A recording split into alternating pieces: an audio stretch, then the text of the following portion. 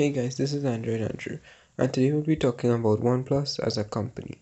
Those of you who don't know, OnePlus is a new smartphone manufacturer based in China.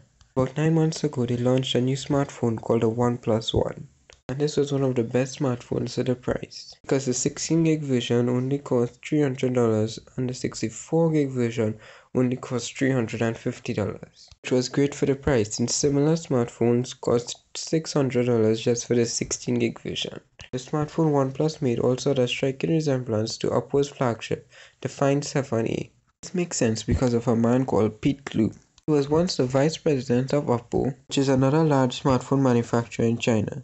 They also made their name by selling expensive Blu-ray players. Pete Lu left Oppo to start OnePlus. He's now the co-founder and CEO. He left Oppo because he believes that everyone should have access to the best and latest technology, which could explain why the OnePlus One is so cheap. Another interesting thing about the OnePlus One is the software. It runs CyanogenMod, and the reason why this phone runs CyanogenMod could also be traced back to Pete Lu, because while he was in Oppo, he had helped bring CyanogenMod to the company's latest flagship, the Oppo N1.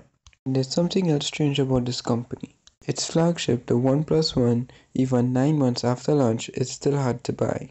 OnePlus still uses an invite system so people can buy the phone. The co-founder of OnePlus explained this in an interview with PC Magazine. He said they can't afford to take risks because they don't have the resources. He also said they only order what they can sell. But a lot of people want to get their hands on this. Why not just sell it like a normal smartphone instead of using the invite system?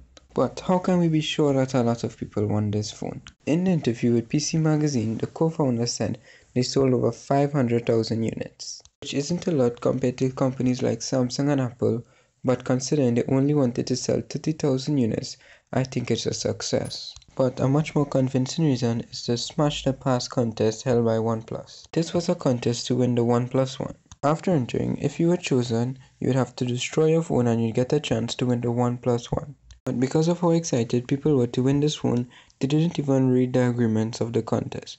They just went along and destroyed their phones without applying for the contest first, which is clearly stated in the rules. But the company is still taking a better safe than sorry approach to the situation, which is okay. After all, we won't want a company like OnePlus to go away after just one smartphone, would we? So we found out why the OnePlus One looks like the Oppo Find 7a, why it runs CyanogenMod, and why the company still uses the invite system.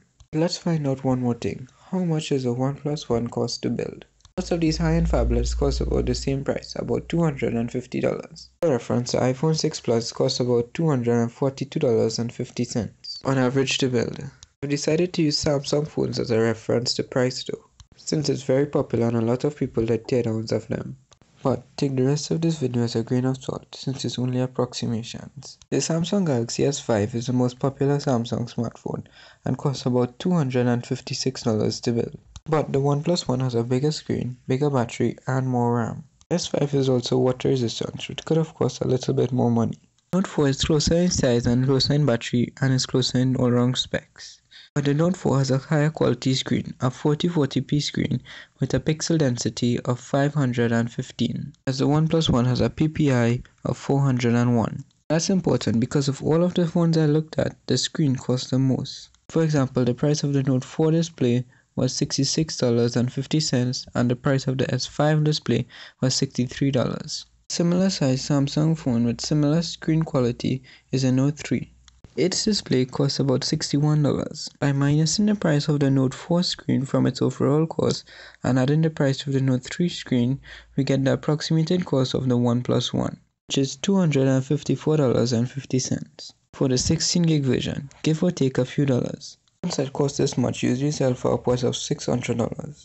Now it's mind blowing that this phone can sell for $300. But thanks for watching everyone, and hope you liked this video. Give it a thumbs up if you did or thumbs down if you didn't, and comment below about what you'd like to see in the next video. And subscribe to see more.